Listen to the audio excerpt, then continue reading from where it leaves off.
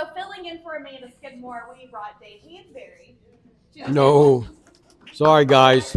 Blame Amanda. Does Dave need an introduction, or does everybody know who Dave is? No, we don't. Sorry about that, too. Blame Jesus. Jesus? What did Jesus do? So I've had you all writing some questions down in each of your seminars earlier today. But if you have a question that you want to ask, feel free to just jump up and ask it. I don't think anybody up here is going to mind, right? Okay. I thought this would be a really fun way to kind of end out this nice long learning session with some questions that we're a little afraid to ask. Okay, this one is for Amanda, so I can ask her. I will email it to her. Amanda's right here. Go for it. Here, put it there. Okay. All right, so does That's better. That's more better. Pour infected More larvae better. or just prevent further infection or spread? Terramycin. Is that for Amanda too? That one could be for me. That can be You for got it? either of them. What's that? What's Sure. Ask it again, please. I'm sorry. That's what I get for not listening. Yeah. Does terramycin cure infected larvae or prevent further infection and spread? Cures it. It cures it to an extent, but also the larva, if the larva's fried already, it's not going to undo that, because a lot of the EFB, that larva's shrinking away because she can't get any calories. It probably stops the spread of it, which more or less is treating it within the hive. If that answers that question. If not, just see me afterwards. We'll clarify further. Yes? Oh, I was just going to tell Amanda that question for Amanda. Yes. It was for me. Oh, okay. So, and I think Jake or any of those guys up there can probably answer. Okay. Ready to go, Jake? What? You feeling left out for one, kids? Don't bother me. But it's all mites and medicine. I'm going Can right to trophy Jake. might contribute to chronic bee paralysis virus? Saw a double K-wing on the video where trophy mite was moving. Chronic paralysis, not vectored by mites, if I recall correctly. Do you recall? It's not. It's B to B. Yeah. So that should not be any effect. So just coincidental. Just coincidental. I mean, sick hives tend to have other problems with them. Exactly. There's more kinds of paralysis than chronic, though. What's that? There's more kinds of paralysis than chronic. Israeli acute That's can true. be vectored. That just popped out of me. Okay, I've got a question for Dave. How many hives do you have, and how many does Barbara have? Well, now that they raised the gallons that you can have in the state of Kentucky, Barbara has 0.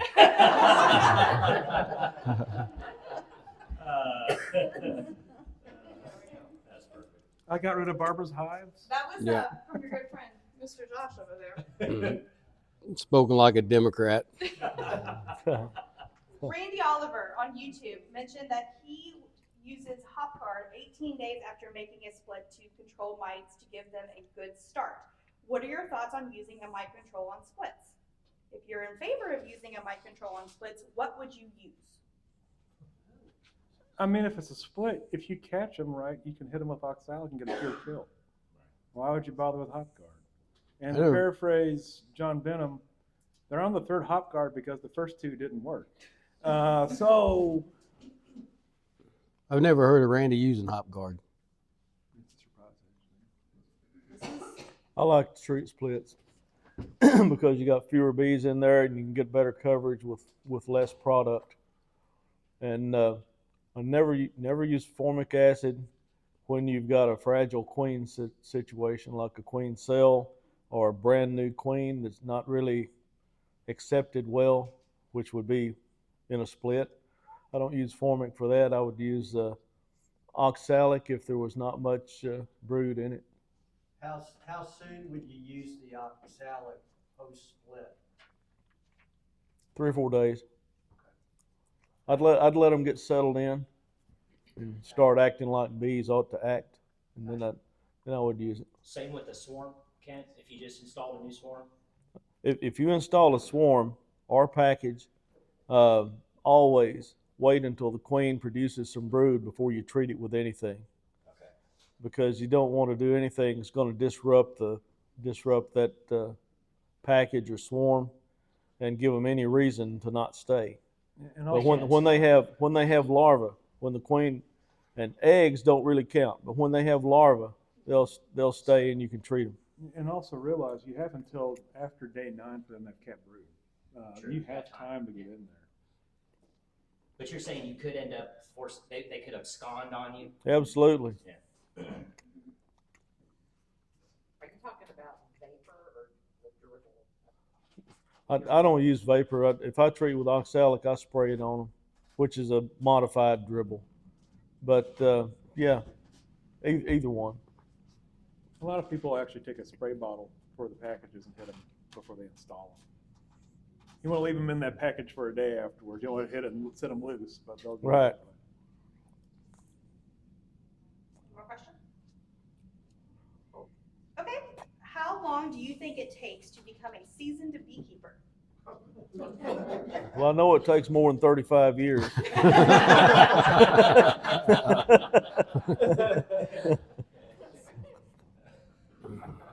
I don't have anything to add to that one. I I'll let you will. know when I get there. I think the day anybody can figure the female species out is how long it takes. Us men were all thinking it. I just said it. You just had the backbone to say That's it. right, because Barbara's not here. It is being recorded, you know. She's been up with me 15 years. She already knows. I'll send it to Barbara. A seasoned beekeeper, when you get to the point where you can take a couple of 3 frames out of a hive and you recognize what's going on and know how to fix it if it's a problem and are capable of fixing it, you're a seasoned beekeeper. I've met one person who I'd say was a seasoned beekeeper besides Kent, and he's been in the apiary for 54 years. It takes a long time. So more than 35 years. More than 35 years. All right, Dave, I have another question for you. What are you currently doing and what should we not be doing?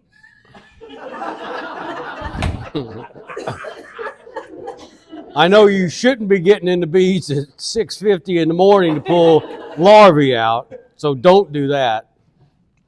I think it depends on where some of my hives at. My hives in J-Town, I'm slapping supers on because I was splashing a lot of wet nectar yesterday.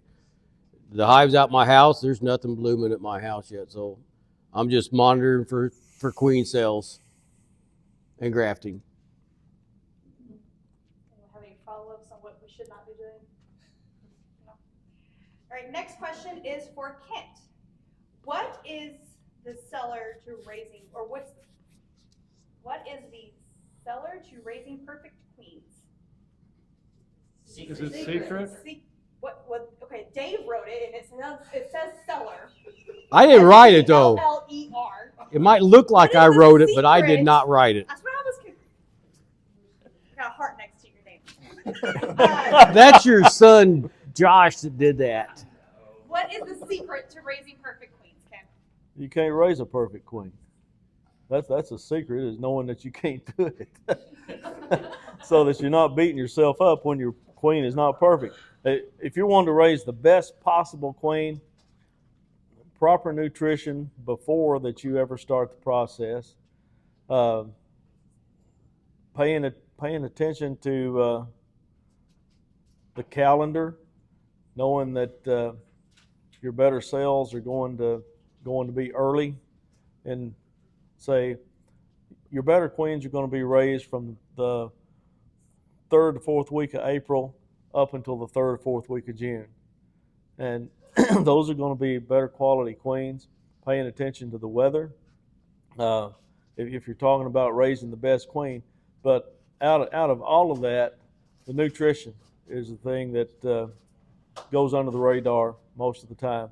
Making sure your bees are well fed, and not just, we assume that they've got plenty of protein because they're bringing in pollen, but the pollen they're bringing in may not have all of the amino acids that they need to raise a really good queen.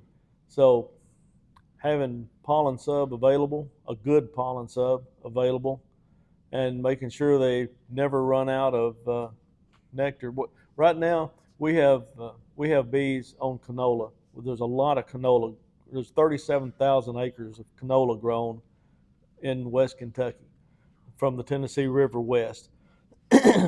And even as big as the honey flow is in canola, we still have feed bottles on the nukes and the hives that we're breaking down and building up, because bees don't work at night. But if you have a feed bottle on there, they got that available 24 hours a day. So, and if it sets in raining, they still have feed. They're never allowed to stop. And if you're wanting to raise the best queen possible, you never allow the bees to stop taking in nutrition. And that's probably the one thing that's overlooked the most. Didn't think about the 24-hour situation. They need Of course, God's we chemicals. don't harvest any of the canola honey from the hives that we have bottles on either. But those are just build up. Okay,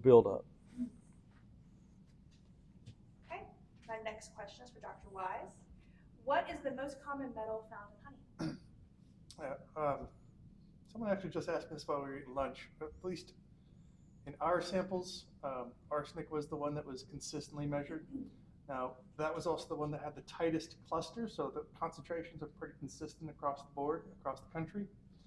And that's speaking to the toxic metals. As far as the beneficial metals, sodium and calcium are by far the most commonly measured and consistently measured at the highest levels. Okay, this is for anybody. I am having swarming problems with single colony management. What advice do you have? You don't run singles. Try doubles. Why are you replying to This this? was not my question, for the record. This is not my Is that signed Joshua Scott? You gotta give them room. And single colony management can be done well, but it's not as simple as people think it is. A lot of people think single colony management is you keep the bees in a single box. You're either pulling bees out or shoving bees down, one or the other with that. So it's not a static thing. I know, like, Kent breaks colonies from almonds into singles, but they're on their way to doing other stuff afterwards. Would you like to explain what you do with singles? Yeah, I mean, the first thing we do in the spring is take big hives and put all the brood in the bottom. We might put a food frame on each outer wall, but we put all the brood in the bottom, and if there's any left over, we'll put it in the center of the second box, but we always put a second box on to let them build up into. But that keeps all the brood in the bottom and keeps it consolidated. And a lot of years, we don't get a lot of buildup into the second story, and the bees go back down into the single when we get to October and November. So that's our version of a single hive management.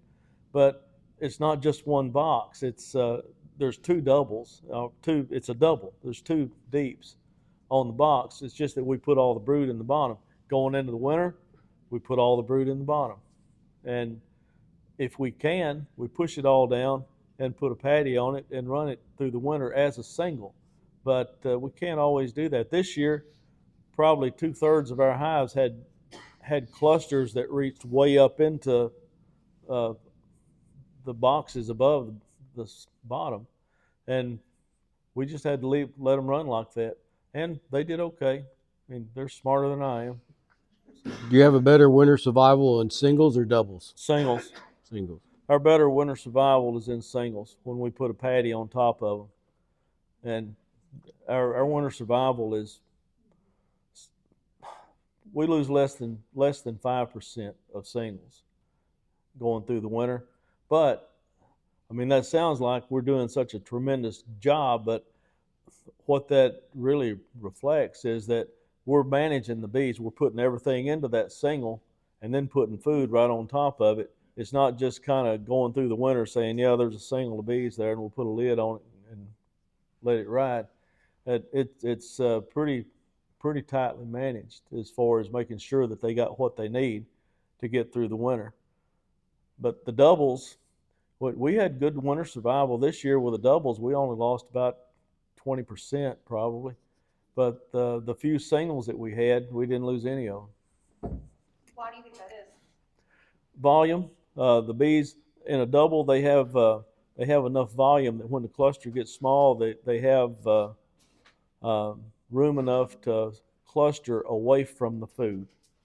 And they cluster away from the food. We have 3 days or 4 of below 30-degree weather, and if they're not in range of food, they'll die. And those are the ones that we lose in the winter, the doubles that we lose in the winter.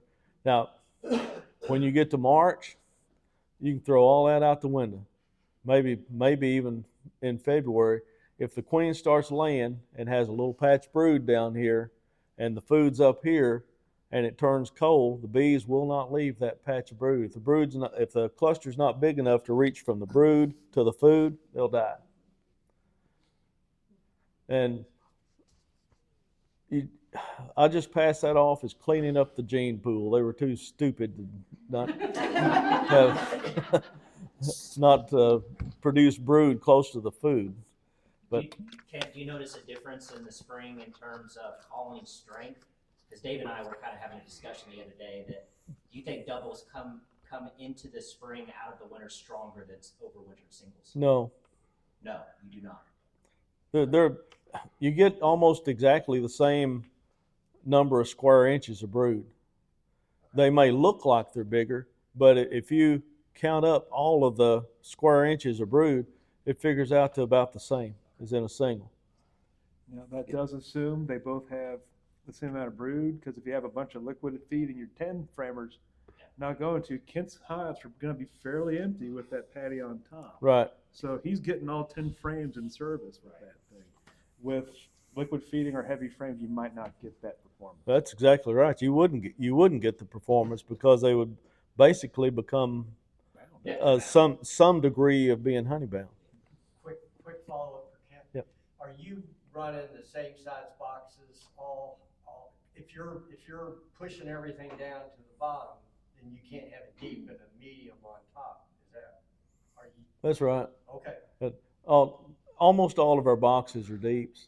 We have some mediums, but they go on summer honey flows is Okay. what we use our mediums for. We don't use any of them for brood. But you're uniform in so you can go box to box. Yeah. Frame to any box. Okay. Yep. Any other questions? Okay, so these are some questions that Dave and I were spitballing, so I'm going to throw them out there. What are your thoughts on resource hives and nukes? Or how many should you have? We keep nukes running all summer long.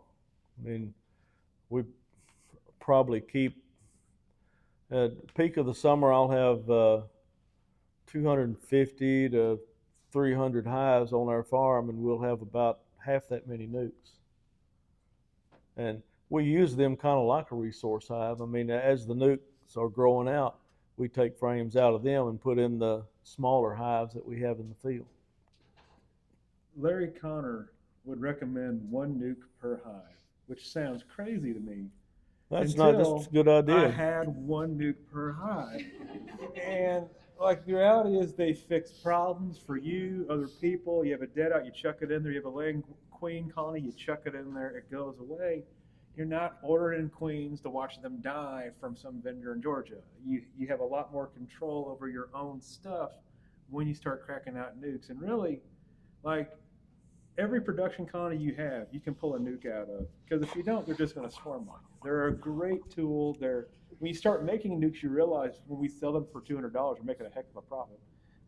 Because you'll find out you can make them very cheaply without much input. They're really a fantastic tool. Make some nukes. Buy wooden boxes and make some nukes.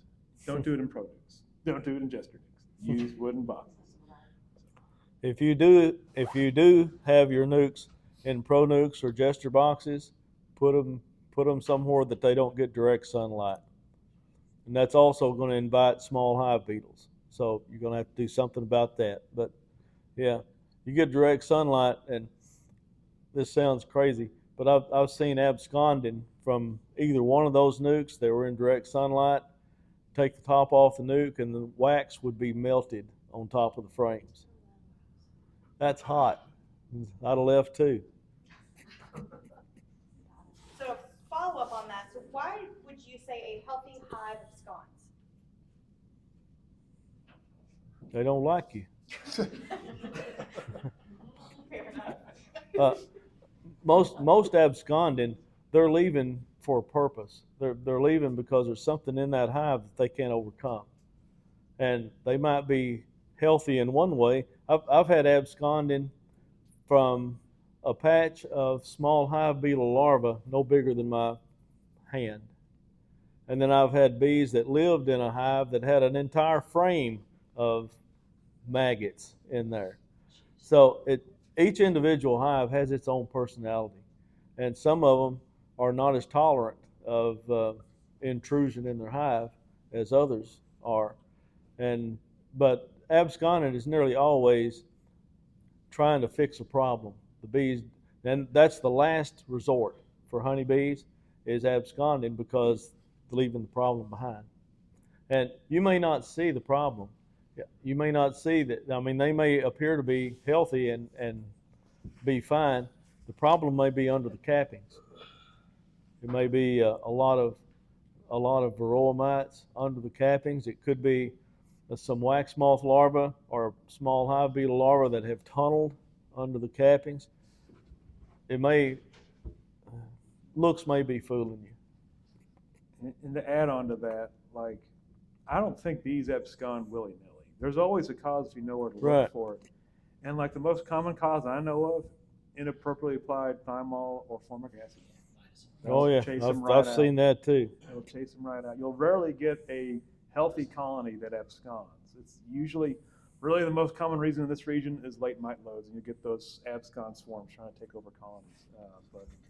Thymol seems to be worse about causing absconding than formic. Well, that's if you're following the instructions. Yeah, only if you do it treat by label. Yeah. I had 3 colonies abscond on Beekeeper garden. Well, like thymol, if you read their instructions on their website, they have a high temperature that they don't describe what high temperature is, where you ventilate the thing. And if you're at that mid or low temperature, the hive's buttoned up. Yep. And 95 degrees is totally enough to chase all the bees right out.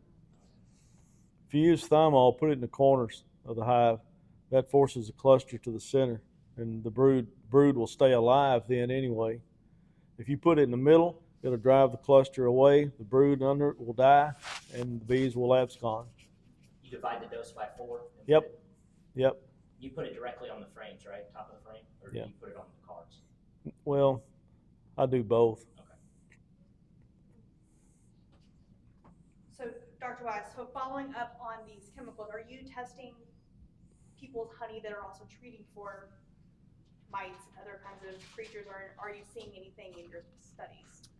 Well, so far, for what we published last year, it was honeys that I had purchased, so I didn't have all that data as far as what people are doing. For those of you that gave me honey today, thank you very much. Appreciate that. It helps us to move forward.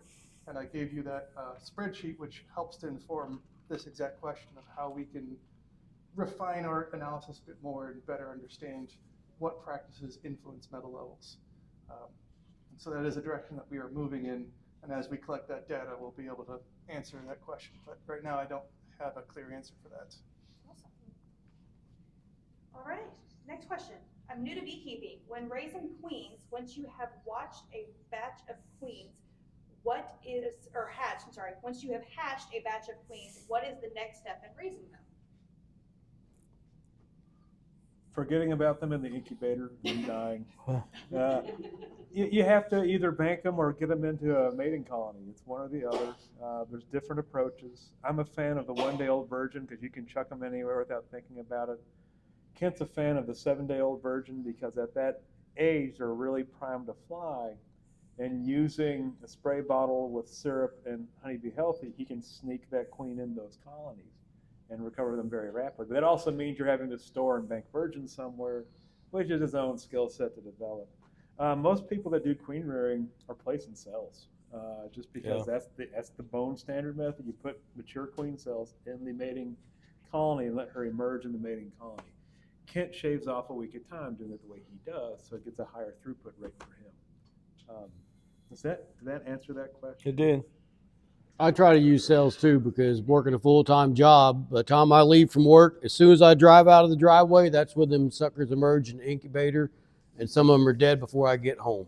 I use cells and one-day virgins and older virgins because I usually don't use all the cells, and then I usually don't use all the one-day virgins. And you just kind of burn through them until you have the next batch come in, and then you try to start over with what you have. On a quick aside, while it's quiet, if we could have a round of applause for the people that organized this today.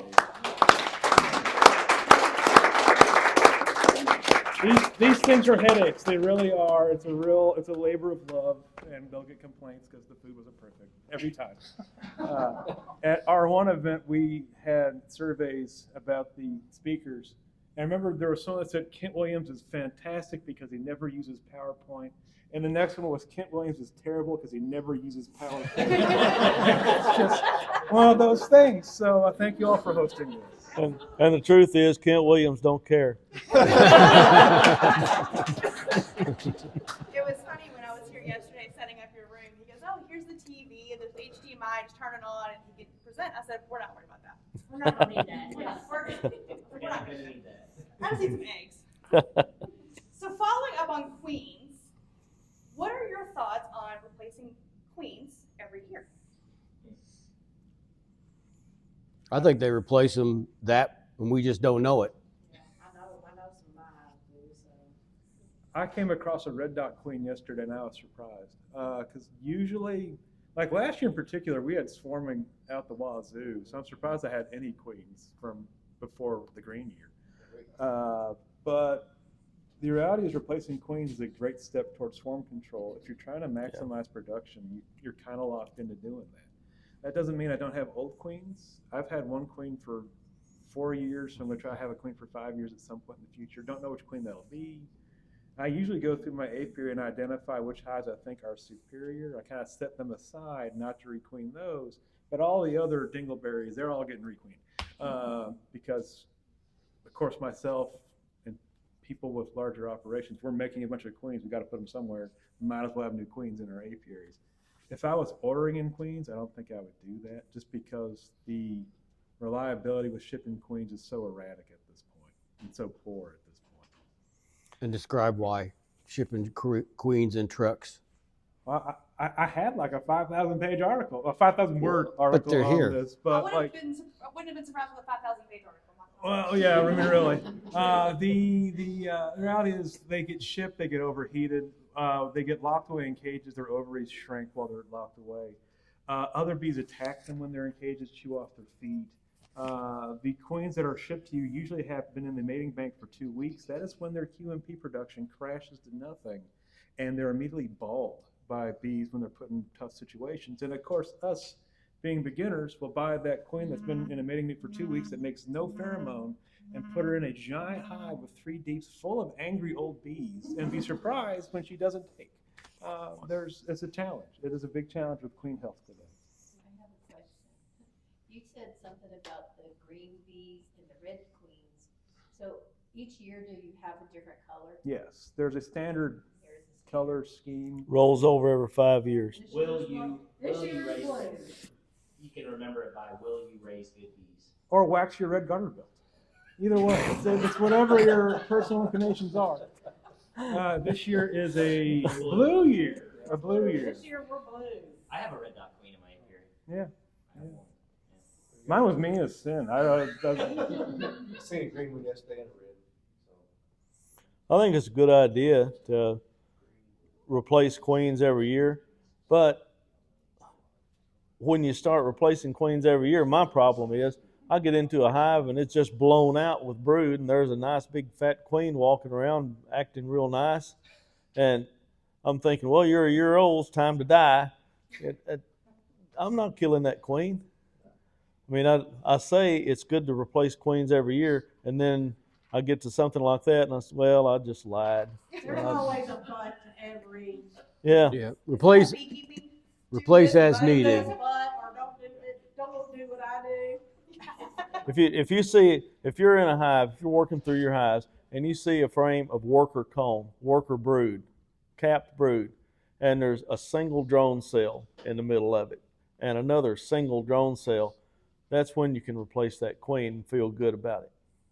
She's beginning getting ready to run She's out of stalling out. she's beginning to fail. one of the things you all have to realize is the modern queen doesn't last near as long as what they No. used to. The old school. Like the average commercial queen has a 6-month lifespan at this point. That's the expectation from Pettis, who was the head of the USDA lab. And in the olden days, you can get 3 years out of a queen reliably, and that's really not the case anymore for varied reasons. So you mentioned something about them not taking a queen. How would you know if they've taken a queen? If I'm using like a cage to introduce her, because if I'm throwing a virgin in, if you're here in 3 weeks, great. If not, oh well. But if I'm using a mated queen, I'm usually using what's called a Benton cage, which is the old square rectangle thing. Pushing cage for us. Sometimes I use push-ins, but that's the wood cage. shipping one. And what I'll do is she's in there, I'll just take my finger and go across that screen. If the worker bees accept her, they'll move out of the way. If the worker bee's on murder mode, your finger won't move. They'll be locked in on that thing. There are better ways to introduce them, like Dave said, I call it a pushing cage. push-in cage or introduction screen thing where you can lock the queen in with a couple of young bees that will treat her like their queen and let her lay. When she does that, her pheromones kick back on, much higher acceptance rate. And it's a much better way to do it. Downside, you gotta go in the hive twice. Who's got that kind of time? But it works very well. It does work very well. So following up on that, so I know, Jake, that you try to be as not hands off, but you give them time to do things. So once you've got a queen that's been accepted, what are you getting back in that box to see what's going on? I'm okay giving them 3 or 4 weeks. I almost said months. That'd be a little off. I was like the month yeah, coming yeah. out, I was like, Ooh, whoa. dang. Yes, got to I have the knew that breaks. we were like not crazy about getting into them, but Well, I think a lot of the trouble people have is they check their queens too early or too often, especially new queens. Like when I sell a virgin queen to people, like the instructions are ignore the hive for 4 weeks. Well, I get a text 2 weeks later, they balled the queen. Well, how do you know that? Unless you got They it. were in the hive and they breathing all heavy on the bees, ticking them off and smoking everything. And that's really why I think, and also keep in mind, this comes from my own personal approach. I've got nukes. If that queen's not there, I can fix it without much thought. If I was shipping in the queen, or a different problem, I have enough hives. I don't care if that one's stalled out for a little bit. I can recover it on the back end. So there's different variables for every person. I'd like to hear what Kent's answer is on this one, honestly. Kent checks his queens earlier. Also, he throws in virgins a week old, so he's about a week on that cycle already. Once I put a virgin in, I go back in a week and see if there's any eggs. And if she came back from a mating flight, there'll be eggs within a week of when I put the virgin in, because they fly almost immediately if they're a week old. And if I'm putting a cell in, put a cell in, wait 21 days, and go in and see if there's any sign of a queen. And once you get used to looking at a hive of bees and understand the noises that they make under different circumstances and how they act under different circumstances, if I'm pulling frames out of a hive and they're acting queen right, even if I don't see any sign of a queen, I figure they're queen right. For some reason, she hadn't laid any eggs, but if there's no queen in there, they'll let you know. Yeah, they'll be nervous on the comb. They'll be making a lot more noise. They'll be trying to kill you, and all those things. But if they're acting queen right, there's probably a queen in there. We used to replace, if we didn't see eggs, we would replace a queen. We put a new queen in there, and we started having these little fist-sized swarms that we would see that one of the queens would have took some bees and left with her. There was already a queen in there, and one of them left. Or we would see a dead queen laying out in front of the hive, or we would occasionally go to a hive and that thing would be just packed with brood and not another cell open for anything, and both queens would be laying in there. So we just quit adding the queen just because we didn't see eggs. If they're acting like they got a queen, they know more about it than we do. It's kind of tough when we sell or give queens away too, because we're just going off what the information the customer give us. you know, as far as the 3.5 Yeah, to and you'd 4 have weeks. no idea if it's right. Yeah, but if their colony has no brood in it, heck, they might be going to the laying worker stage already, and it doesn't matter what you're going to do, they're going to kill that queen. So I try to, if it was me, if I'm putting a cell in, I'm going to check it when I do the math to make sure there's still at least a little drone or worker brood. So at least there's some kind of brood pheromone smell in there. You can always chuck in a friend of eggs. Yeah. And do it too. Dr. Wise, what areas do you typically see more metal in honey?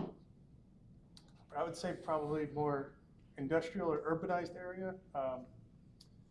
Generally, for our report that we published last year, I think I talked about this mostly in my lecture, but one that stood out the most was just outside of Boston in Boxborough, Massachusetts, which is a very urban area, and also an area that when I looked on the map for what was listed as their address, they're right next to two very busy interstates, which I expect to contribute to it. Now, with our analysis, we had 28 samples, so it's kind of hit or miss of whether or not it's in an urban area or in a rural area. There was one that was in a rural area that had high levels of metals, which was a surprise to me, which makes me wonder about land history or maybe some natural sources of the metals. And there was another study published this past January from a group at Tulane. They used a different analysis technique. Erin and I were looking at their methods last night. We have some questions and concerns about how they did it. I'm wondering if they're doing it accurately. But they reported much lower levels than we did.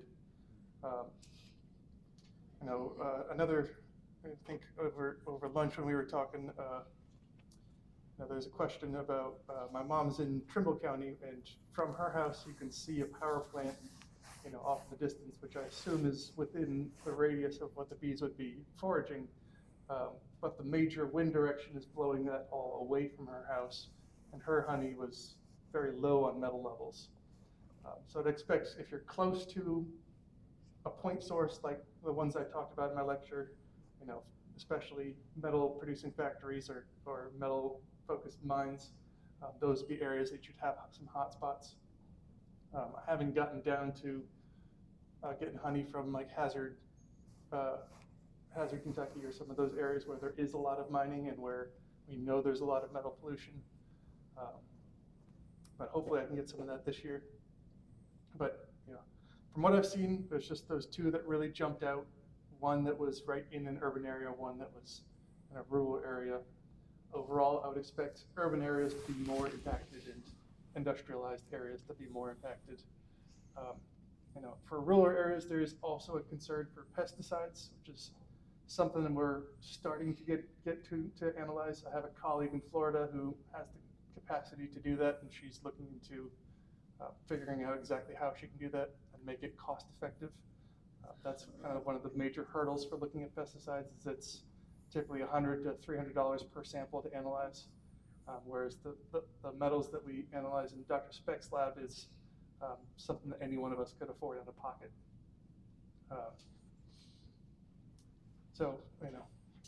And I know some pesticides also historically are arsenic based, so that could be some of the land history that contributes to arsenic levels that we see in our metals, even in rural areas.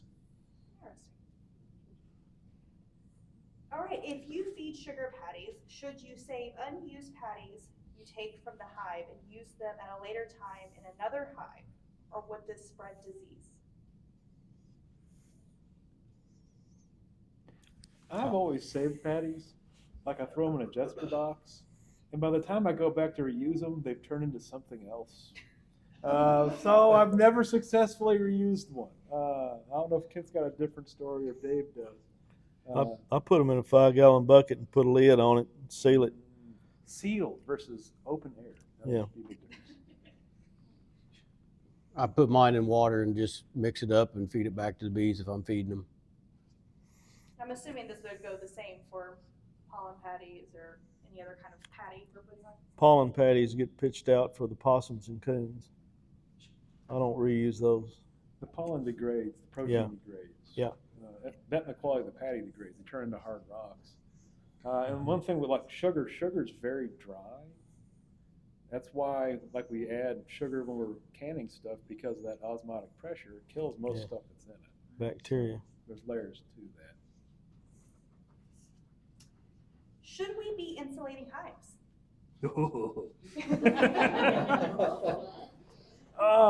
This came up in the other room. I don't like. There's a lot of people that come up with really well-built arguments that haven't been proven that we should insulate the hives. And I'm going to get flack for this, but like, we started insulating hives when someone invented the insulated hive in 1870, the chaff hive. In the 1920s, George DeMuth, who was with the USDA and later became ABJ's editor, really pushed insulated hives. And 10 years after that, they said there are 0 performance improvements with insulated hives versus none. Here we are 80 years later doing the same thing over again. So I don't know what'll be different. Admittedly, the threats to bees have changed. There's varroa mites now that they didn't used to have, and all the viruses those vector. So there might be a change in performance, but equally, I can't afford 100 quilt boxes, so it's not going to happen. I myself this year, I've got a helper, Steve Anderson. He's been in bees for 35 years. And he would complain and complain every time we had a foam top on a hive, because the ants get in there, then you have microplastics everywhere. Like, why am I doing this? This probably isn't good. And I decided, okay, one apiary, half the hives are going to get 0 winter preps. No foam boards, no nothing. Same mortality everywhere else. 0 difference in performance after our hard winter. So it's really making me question the value and the utility of insulating hives. That's just my own personal experience. Everyone's going to have their own turn at that one. I had bees in Northern Ontario 4 years, and you had to buy bees in Canada to have bees in Canada. So I bought bees from another beekeeper up there, and I learned from the beekeepers in Ontario that how you managed bees up that far north.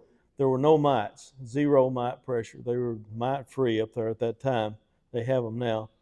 I didn't bring them, but they had them. They got them now. But the common hive was wintered in 3 deeps, and the first deep was all bees, all brood. Put all the brood in the bottom, same thing, and the second 2 were food, and they were insulated. This was all of the Ontario beekeepers that I talked to. They were insulated with styrofoam blocks, about 4 inches thick, and put those blocks around where they interlocked, and duct tape around all of it. And the fourth deep would have a pillow or something like that to catch moisture that was coming up, and they wintered fantastic. So I tried something similar to that in Kentucky, and they wintered terrible. And I mean, Northern Ontario, minus 20, minus 30 degrees in the winter. They come through like champs. West Kentucky, we might, on a really cold winter, we might have some single-digit days, and they were no better than all the rest of the bees. They didn't survive any better at all. Just kind of like Jake said, just same old, same old. And I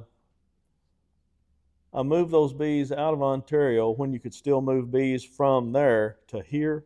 I moved those bees out of Ontario, brought them home, and they were super nice. I had wrong thinking. I thought, these are mite-free, they'll be great to raise queens from. Worst decision I could have possibly made. I never raised any queens from them, but I realized that they're mite-free, so they have no idea what a varroa mite is. That's like having a flock of sheep that don't know what a coyote is, and want to play with it. Those Canadian bees were really great the first year. The second year, they started getting really nasty to work. Up in Ontario, I mean, this is a visual you don't need, but you could have worked them naked up there. They wouldn't even come out of the hive after you. But the second year, they started getting really ill. And I started noticing the hives that got upset, the hives that were getting vicious had mites. And by the third year, they all had mites, and they all wintered just as poorly as the Kentucky bees did. So everything became clear then. It was not the insulation that made them winter good. It was being mite-free and not have any parasites that made them winter good. They could cluster more effectively. They were healthy, no viruses or anything like that. Well, it don't matter how much I would insulate bees here, they still don't winter any better than the ones that are just on their own. And one of the funny things to me is how much we've changed opinion on this over the years. Yeah. Because like if you asked the speaker panel this 130 years ago, I'd be telling you I keep my 100 hives in my cellar, and he'd be telling you how he puts his in a clamp, just piles them all together and wraps them in tar paper. There's always been goofball ways to try to make the bees survive better, and they all end up getting abandoned over time. The current one is the potato barns, which is having really big mortality problems this year. So, yeah, that's where the big losses came from that you hear about at commercial beekeepers. There were a lot of commercial beekeepers that store their bees in storage sheds in Idaho and Utah, and there were several that had 80 and 90% losses. And these are beekeepers that have 40,000 hives and 30,000 hives. Enormous losses coming out of the storage sheds. And when you put bees into a storage shed, they go down until you take them out, and they start getting natural forage again. They don't get out of the hives in the storage sheds. It's temperature and humidity control, so the environment is perfect, but they're not flying. And one way that bees cleanse their bodies, and the immune system of a bee is directly tied to the midgut health. And if they can't take cleansing flights and defecate, they can't get toxins out of their body. So in that storage shed, they're cooped up in those for 2 months at a time, 3 months at a time. And when they got them back out, they found out that those 12-frame hives that they put in there all of a sudden were 3-frame hives. And a 3-frame hive in almonds is called a loss. That they count them as zeros. Those were the 80 and 90% losses in storage sheds. So it's no bargain to do like what Jake was saying, which is why that we're not doing that all over the United States, because it's no bargain to it. How do beekeepers time it so they have a strong colony that makes it through the winter, but it's not too large and needs to be split coming out of winter? So before the weather warms up, sorry. what was the first part of that question? How do beekeepers time it so they have a strong colony that makes it through winter, that aren't too large and need to be split before the weather warms up enough? I'm going to quote Bob Benny. 4 frames of bees and brood will peak in population about 7 to 8 weeks. So you want to time it so they peak about a week into the main honey flow.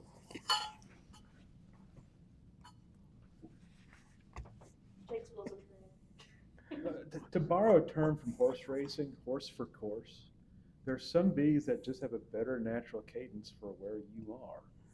And that develops over time. That's why we have the subspecies we have in the old world. They developed a cadence to their environment and adapted to that environment. If you get bees that are Africanized, which there's certain states in this country that have Africanization problems, they're going to bulk up and swarm out the door February 28th.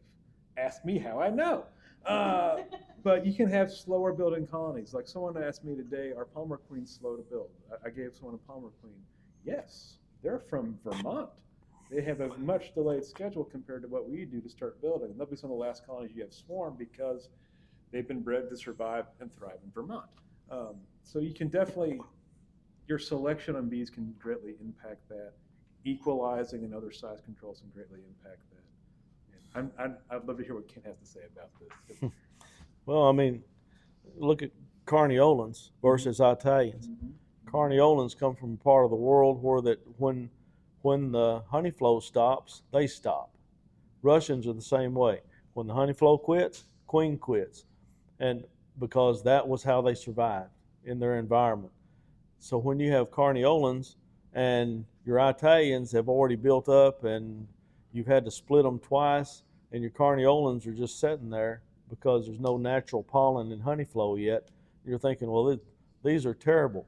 And you go out there 2 weeks later and there's a swarm coming out of the hive. That's the nature of that bee, and that's what Jake was talking about. That's the nature of that bee, understanding what you have. But going into the winter, I'd rather go into the winter with a good, healthy hive with plenty of food on it.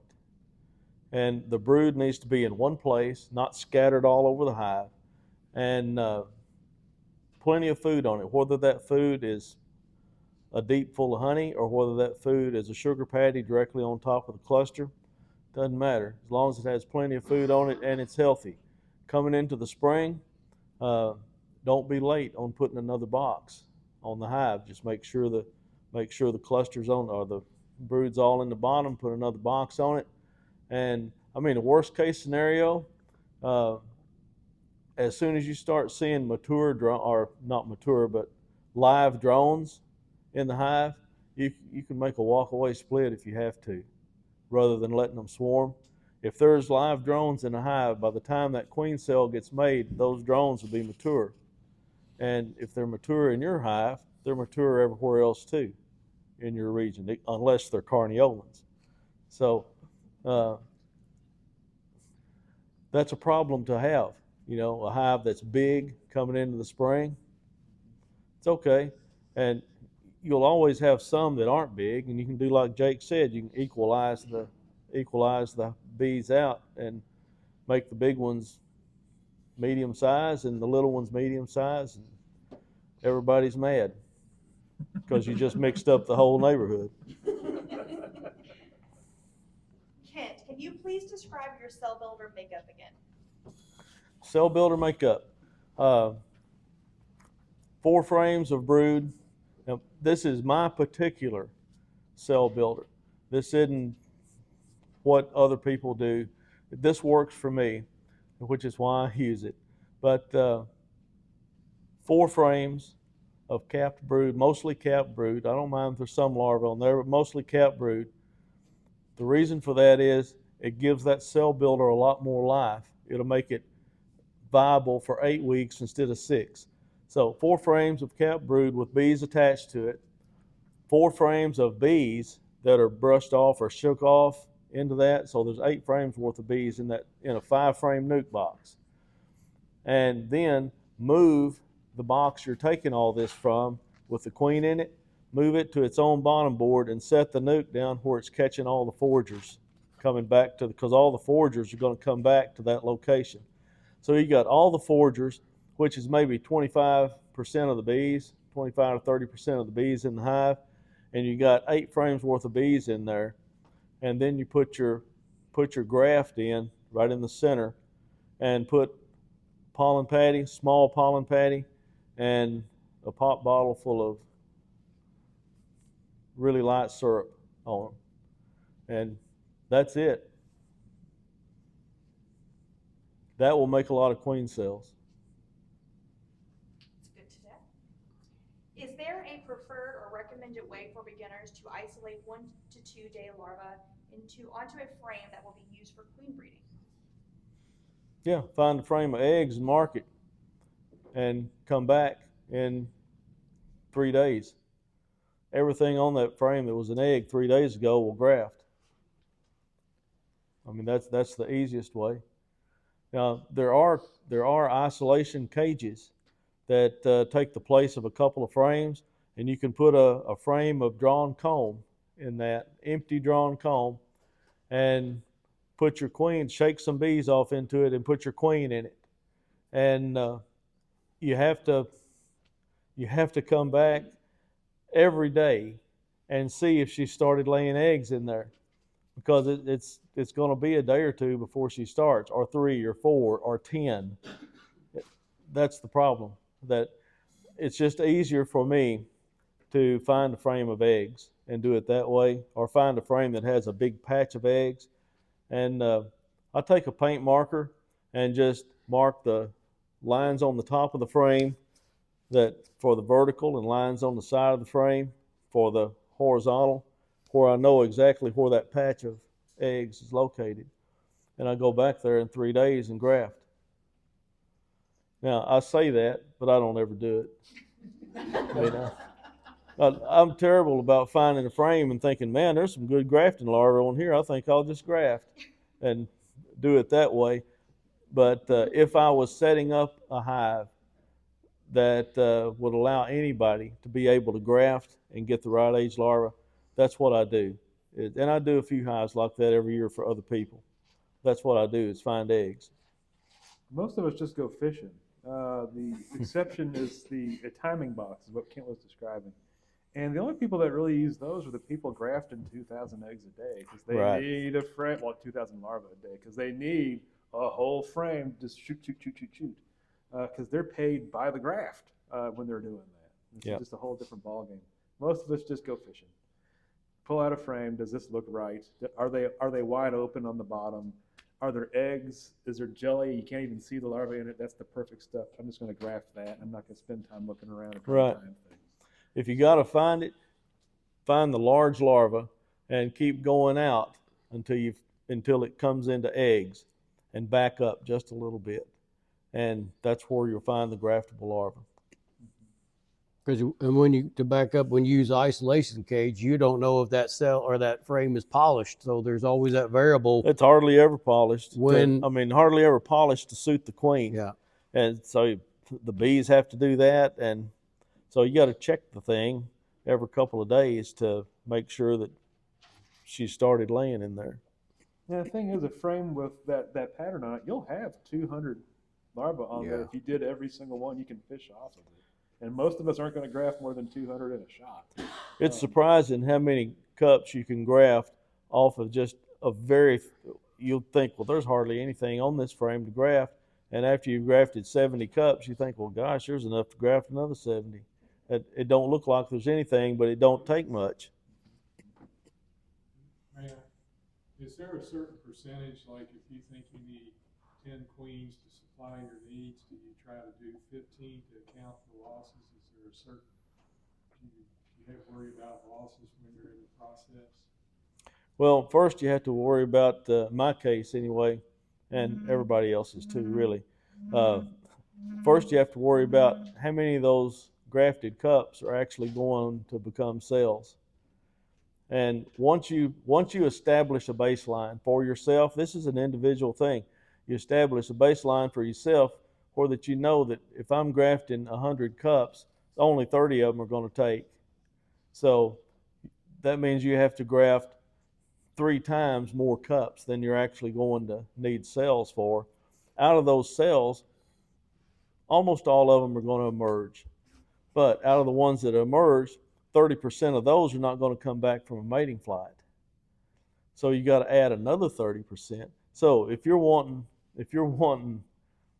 30 queens, you're going to have to graft about 120 cups. If you're only getting 30% and 30%, then you're 90% down right there. So, I usually do better than that, but there was a time that I didn't. There was a time that I knew that only half of these are going to become cells, and a third of those won't come back from a mating flight. So if I'm needing 40 queens, it means I've got to graft about 120 cups. Another layer to this is how old is your builder? Because the first graft, if you're hot grafting, if you set up the builder and graft into it immediately, your acceptance is going to be anywhere from 20 to 80%. It's going to be all over the place. Second graft, you're going to get a lot closer to 90%, just because they've ran out of the ability to make their own queens with the stock they came in with. A lot of the nurse bees will very preferentially rear their own sisters as queens, and that can stall stuff out and cause you all sorts of mystery headaches. So a lot of times the second graft in a colony, because we'll graft in the same colony 3 times, 4 times. Those later ones will have much higher percent takes. The other thing I'll say is I rarely have trouble getting rid of queens. There's always, I can call Don and get rid of 20 queens like that. Those people, I used to be able to call them and get rid of 20 queens like that. I played fun experiments with your queens. Oh, yes, but you can usually get rid of virgin queens if you need to. So make too many, because you're always going to have some amount of losses on the way. I think that first graft, I just don't think they're juiced up. That's I part think of it takes one Part of it. for them to get in the groove of it. Beekeeping is a lot about numbers, and I tell people that are wanting to get into beekeeping, what should I start with just one hive, or should I start with 10? That's, well, not 10, but not one either. And eventually, if you need the production from 5 hives to satisfy your needs, to satisfy your market for whatever you got, you better keep about 8 or 9, because it's going to take 9. It's going to take almost twice as many hives as you have to stay at that static 5 productive hives. Now, you might have 3 more that survive the year, but they won't be productive. They'll just be, you'll be nursemaiding them along all summer long. And then a couple of them are going to croak. So it's all about numbers. Dr. Wise, what are the next steps in your data collection? So for the samples that you guys gave us today, we're going to analyze those over the next couple weeks. This is the next new step in our work is to start to integrate with the beekeepers community.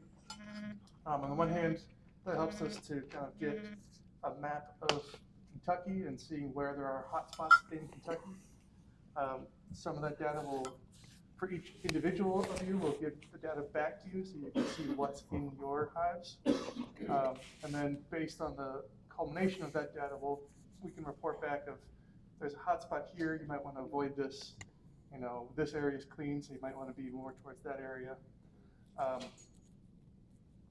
And then with our collaboration with Apis Rescue and Dr. Brock Harper's lab, we're combining the data to look at the subspecies of the bees and the metal loads. Some of the data from the spreadsheet the data sheet that I gave today was to understand more about the varroa loads, the practices that you have, maybe the age of the hive, because the age of the hive, I suspect, may influence some of the metal levels. And in my lab, what we're trying to do is also get into an index of the bee's health. There's kind of 5 biomarkers that are a published index to assess overall health of the bees. And that's going to be more of a association analysis where we look at what the metal levels are in the honey from those hives and look at the health index of those bees. This might be more of a direction for next year. So then we can try to figure out which metals are contributing to those health effects. More distantly in the future, we might be able to do some dose response experiments where, based on what we've seen in these observation studies, we can pick out which ones are the problem ones to better understand specifically what's contributing to the health problems in the bees. I'm also working on directions with other colleagues to look at some of the polyphenol and flavonoid, so some of those bioactive compounds, and then also some pesticides and organic pollutants, so we can get a more complete picture of what's in the honey and how that's affecting the bees. And then on the flip side of it, of using honey as a sort of medicine, as I talked about in my class, there's a review paper that came out a couple of years ago showing that honey can actually attenuate metal toxicity, which as a metals toxicologist has me very excited, because for 20-something years I've always been talking about how metals are a problem, and that's kind of what we're stuck with. And now I have an avenue to say, okay, well, yes, metals are a problem. Here's a potential solution. And what I like to emphasize is, it's 1 tablespoon a day of honey can attenuate that metal toxicity. And so for people that are exposed to metals in particular, it gives them a very easy way to not necessarily get rid of the metal exposure, but to get rid of the health effects of it. Can I have that on a convenient poster for a farmer's market? Right. I'll work on an every infographic single for ears that. just popped up when you said that. Yeah. Yeah, no, that like I said, that's something I've been very excited about. The one that's most often talked about is Manuka honey, which comes out of New Zealand. That's got it's kind of like a bitter flavor, and it's got some of the most abundant bioactive compounds. One that's not talked about as much is Irish heather honey, coming from Ireland, which is arguably more health beneficial and also cheaper. Also, one of the sort of challenges with Manuka honey is New Zealand only produces 1 million pounds per year. I say only because even though that's a large number, because it's about 5 or 6 million pounds are sold per year. So we can be sure that a lot of that is fraudulent. I was gonna bring that up if you didn't. Right at Yeah, five, and you there did. is, I forget the name of it, but there is a program that actually goes in and specifically looks at and puts a stamp on it and say, yes, this is Manuka honey. In the States, we don't have a honey varietal that's known for that. I think some of that's because there's not as much research into it. So one that I'm trying to get started with is looking at Tupelo honey. In my mind, Tupelo honey is kind of an American treasure, although I'm finding that there's a lot of people that have never heard of Tupelo honey. I thought Ben Morrison took care of that for us. So, in my lab, we're going to use some cell cultures of dosing them with hexavalent chromium, which we know causes damage to these cells, and then co-treating them with honey to see how the honey attenuates that toxicity, so we can start to better understand, at least one potential health beneficial honey. So that's, there's got a lot of other ideas as well, but that's kind of what we're working with right now. And we have one grant that's out with Southern Sustainable Agriculture, and I forget the RE stand for. Aisha was the spearhead for that. I think it's research and education, maybe. Yeah. And so we're waiting to hear back on that, of whether or not that gets funded. There's a couple other funding opportunities that we can go after to help drive this work forward. For now, it's kind of a passion project of mine. I don't have a whole lot of money to dedicate towards this project, but it's something I want to do, so I'm doing it as much as I can.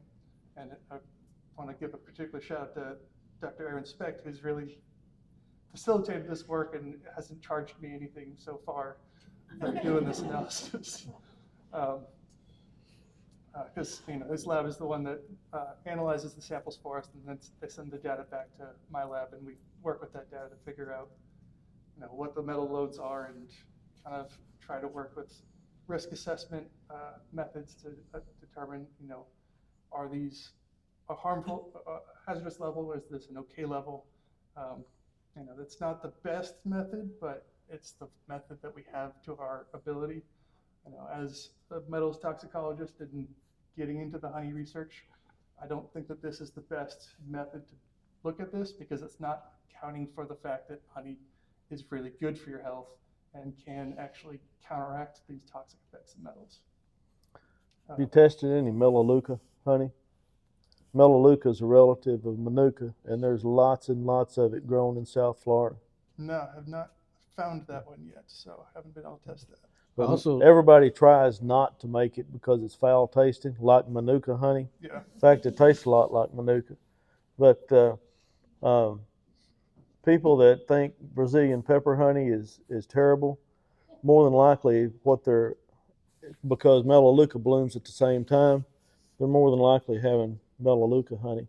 But anyway, it's a relative of Manuka, and I was wondering if it might have some of the same qualities. I bet you're Googling that one after this. Yeah, well. Where in Florida it's found? South of Orlando. South of Orlando. Okay. It's in the southern third of Florida.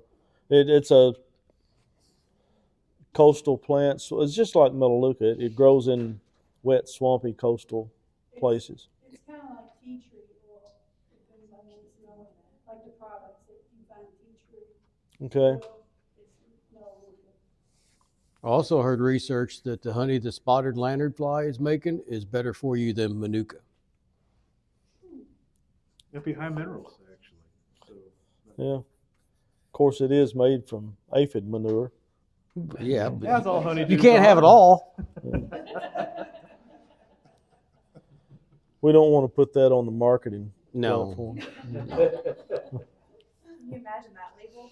It's probably a lot cheaper than Manuka honey too, though. I'm sure it is. Everything's cheaper than Manuka. And I think it was Marcus Aurelius who's known for saying that he attributed his long lifespan, which he lived to be almost 100 years old, 2,000 years BC. He attributed it to eating honey every day, so honey on the inside and oil on the outside, that being olive oil on the skin. So given that my lab is also interested in aging research, we're interested in looking at how honey can attenuate some aging biomarkers. And Oh, some you of those figure that out, processes. we are also not on honey. Yeah.